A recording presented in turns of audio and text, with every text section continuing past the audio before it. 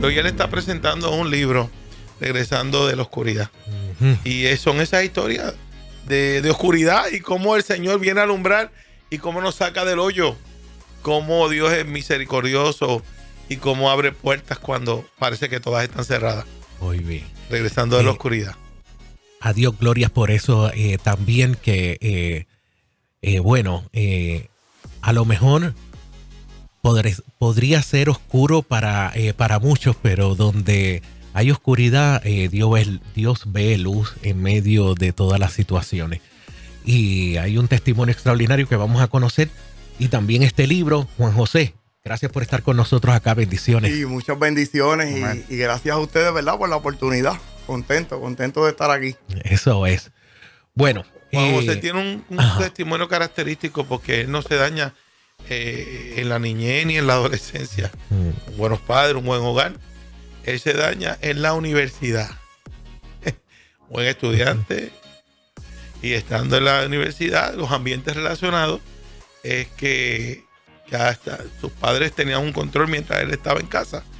Pero aquí es que él, aún dentro de la universidad, para que los padres tomen en cuenta, ¿verdad? Que hay que estar pendiente de los muchachos, claro que sí. No tan solo en la niñez y la adolescencia, sino también en la juventud temprana, claro, cuando van a la universidad. Juan, cuéntame un poquito, ¿qué pasó en tu adolescencia?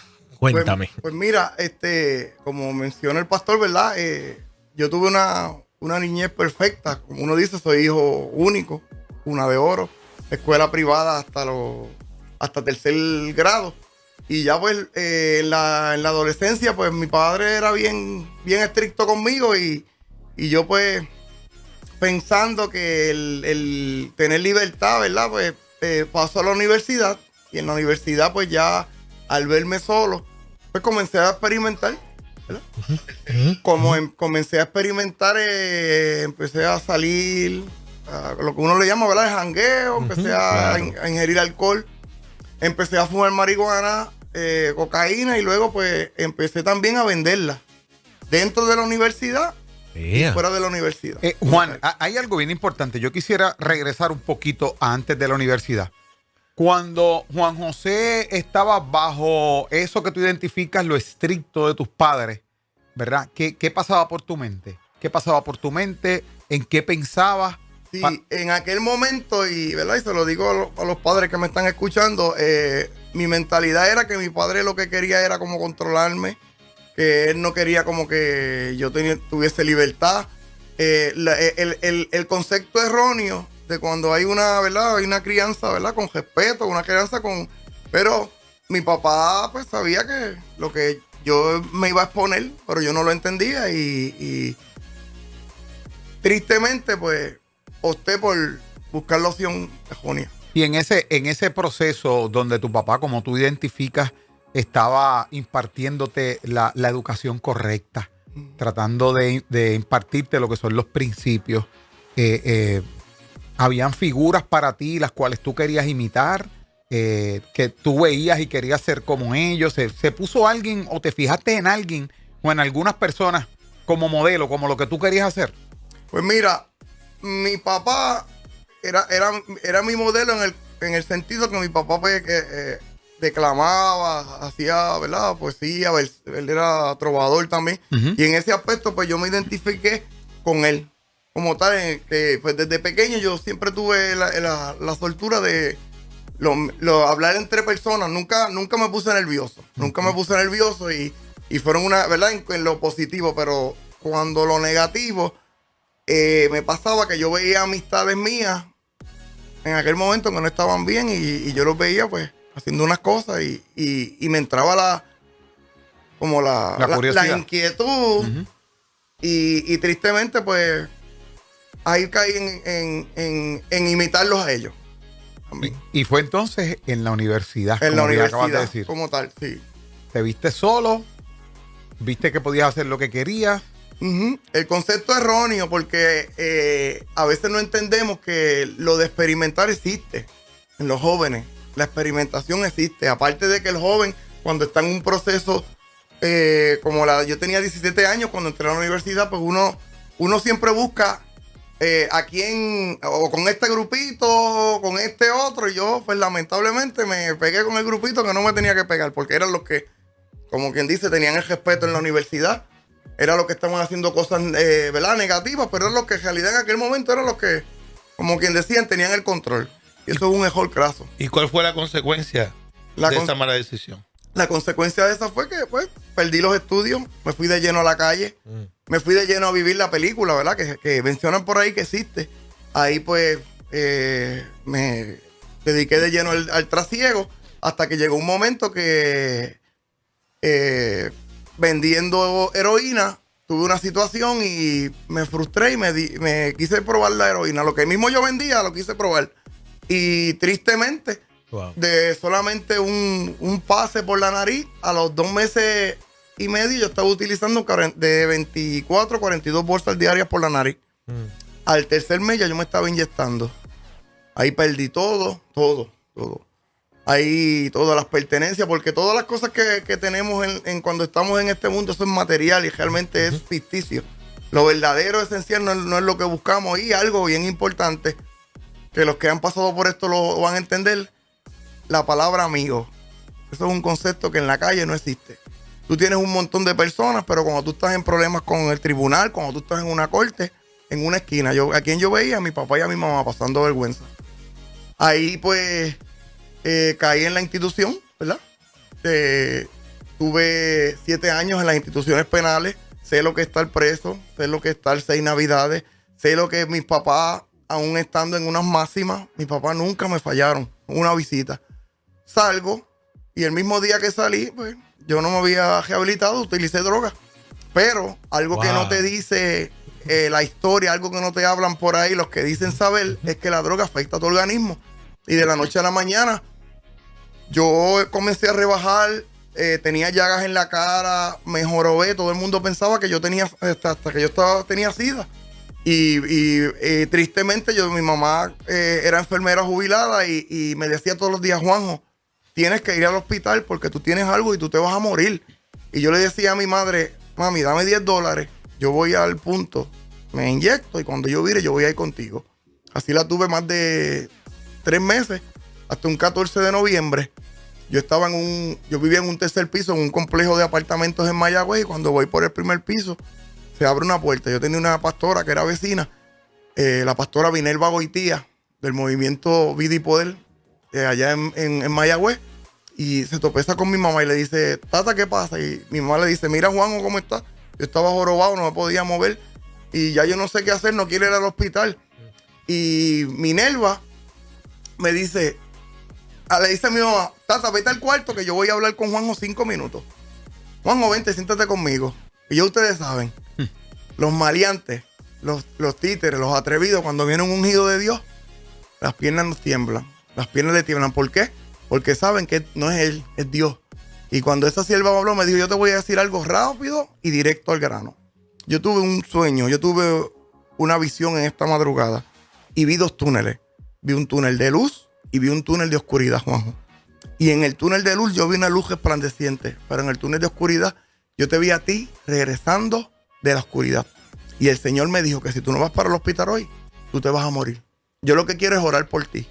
Y ya ustedes saben, yo dije, amén, ella va a orar por mí, pasan los 5 minutos y me voy para el punto a buscar. Pero había algo en el proceso que yo no sabía ni entendía. Que había uno que había dicho, ya está bueno, ahora me toca a mí. Y cuando esa sierva de Dios terminó de orar y dijo amén, a mí me ha subido una cosa sobrenatural por las piernas, por el cuerpo, que cuando ella terminó y dije amén, yo miré a mi mamá y le dije, mami, vamos para el hospital. Llegamos al centro médico de Mayagüez a las 10 de la mañana. Me vinieron a atender a las 11:30 de la noche. Todo el mundo pensaba que yo tenía pulmonía. Cuando llega el doctor, me dice, tú no tienes pulmonía. Tú tienes una endocarditis aguda. Tú tienes una bacteria en la válvula tricúspide del corazón. A ti te quedan 3 días y tú te vas a morir. Así me habló el doctor. Y ya ustedes saben. Somos los más guapos, pero ahí vuelven y nos tiembla queman las piernas. Ahí apretó la cosa. Y yo miré a mi papá, miré a mi mamá, miré a la pastora Minerva. Óiganlo bien. Siento a Dios. Que se fue con mis papás para el hospital. Pasión. Qué lindo. A veces entendemos que estoy orando por ti, un mensaje. Hay veces que tenemos que montarnos e ir ahí. Aleluya. De esto se trata. Y yo le dije millones de veces, yo lo he dicho, ¿saben una cosa? Yo no voy a usar drogas más. Y decirle eso a mis papás era como yo mirar el techo y preguntarle el nombre, la dirección al techo, porque ellos no confiaban en mí. 18 programas internos en Puerto Rico, todos los ANSCA, todos los cristianos, lo que era ANSCA, que era DESCA antes, y un hogar en Estados Unidos, Cenicon Foundation en Texas.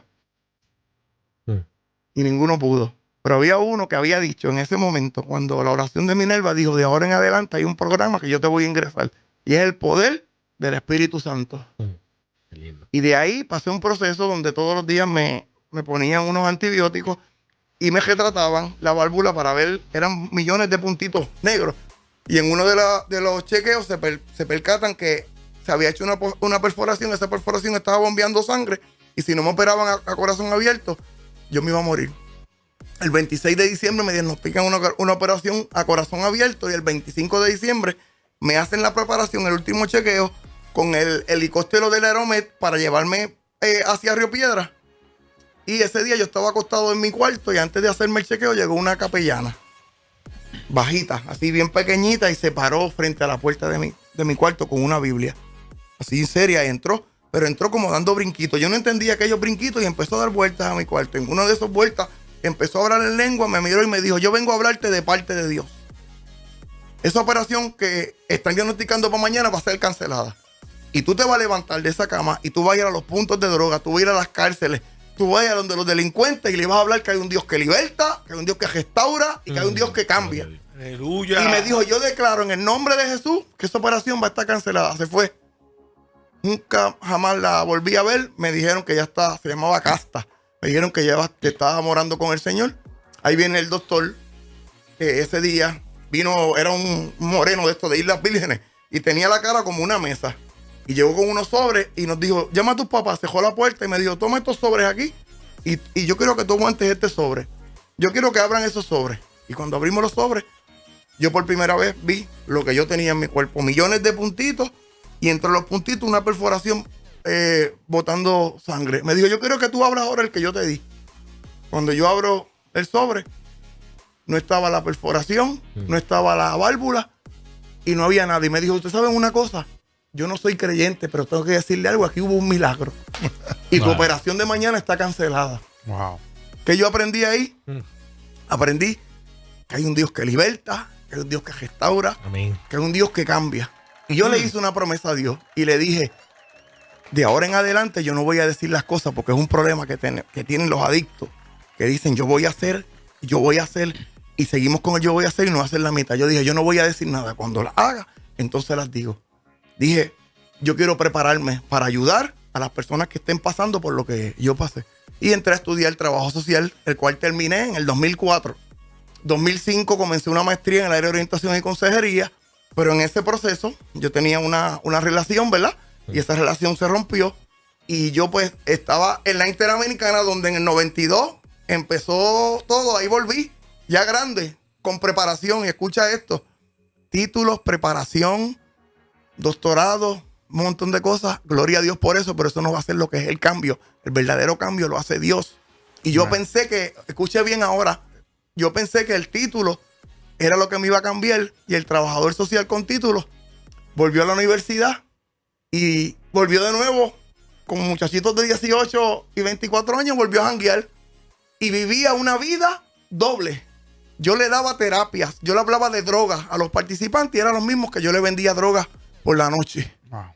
Y yo tenía un jefe que me veía todos los días. Yo trabajaba en una propuesta federal. En aquel momento, $18 la hora. Yo era coordinador de 21 de sector escolar. Y mi jefe me miraba desde lejos y me decía, Juan, ¿tú sabes de dónde Dios te sacó? Como quien dice, ¿sabes? ¿Tú sabes lo que estás haciendo? No juegues con fuego, no juegues con fuego. Pero tranquilo, yo les voy a hablar a ustedes la lección que yo tuve de vida. Y cuando Dios me da la autorización que yo lo diga, yo lo digo. ¿Y saben qué? Yo aprendí algo. Que con Dios no se juega.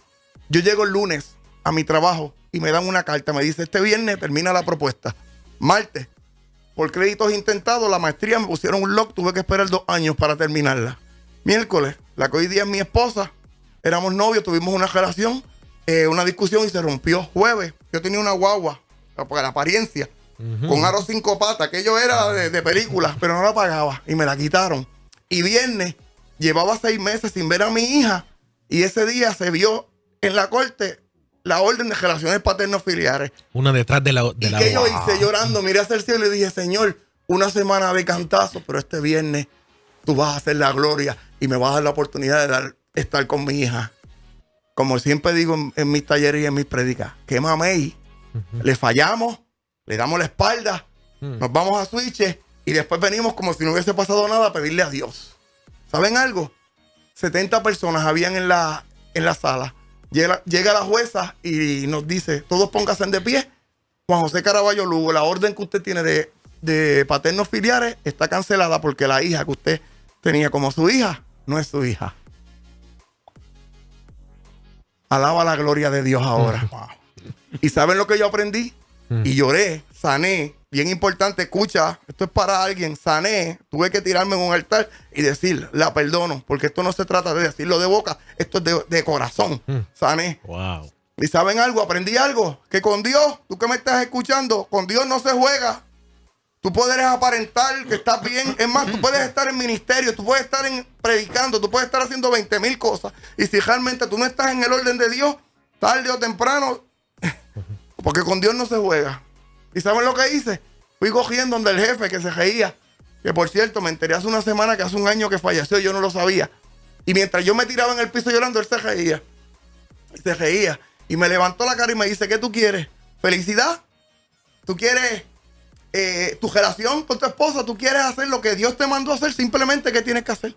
Vuelve a los caminos como Él quiere. Y Dios te va a devolver todo lo que tú tenías y más.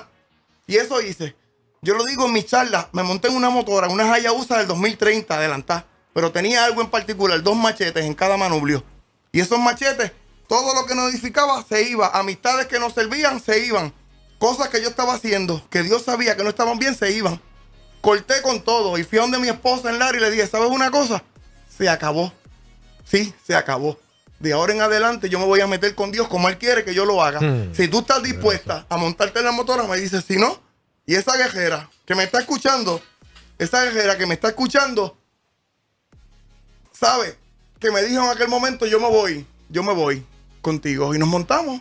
¿Y qué simplemente hice? Obediencia y lo más importante, lo que le prometí a Dios, ahora sí lo iba a hacer, que era dedicarme a Él de lleno. ¿Y saben qué? Ese año, en junio nos bautizamos. Ese año... En diciembre nos casamos. Escucha bien, nos casamos, sí, porque queremos ministerio, queremos que Dios nos use, queremos que Dios nos dé parte, pero conviviendo. Se fueron los amenes. Esto es orden. Para que Dios fluya, escúchalo bien, en todo, tiene que haber un orden. La organización es la parte clave en todo. Dios se mete, el Espíritu Santo se mete, pero tenemos que entender que esto no es un chiste. El trabajo de Dios y del ministerio y de las personas que somos herramientas de Dios es algo serio. Y yo lo aprendí. Para la gloria y honra del Señor. A cantazo, pero lo aprendimos. A cantazo. Sí, ¿tú sabes por qué a cantazo? Se aprende como quiera. Sí, porque no todo el mundo entiende. A veces la gente ven a las personas y no saben lo que uno ha pasado. Pero es algo que yo siempre inculco. Esto no es un chiste, hermano. Ahora mismo hay plataformas, ahora mismo hay un montón de cosas que facilitan las cosas, pero realmente lo genuino, lo esencial, lo que es tener intimidad, lo que es tener timidez de Dios, eso no se negocia con nadie. Y Juan, hoy estás activo trabajando como trabajador social. Amén, amén. Sí, estoy, ¿verdad? Para la gloria y honra del Señor, trabajo en un hogar en San Sebastián, se llama The Land of Freedom, Tierra de Libertad.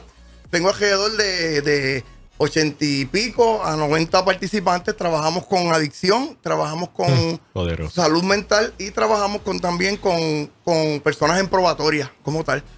Juan José, realmente lo que estoy leyendo del título del libro viene de tu experiencia. Amén. Regresando Amén. De la oscuridad. Háblame de ese libro. Pues mira, Dios es bueno, ¿verdad? Dios es bueno. Este libro para mí marca mi vida. Algo que tiene mi libro en particular, ¿verdad? Y se lo dejo saber a las personas. Yo predico.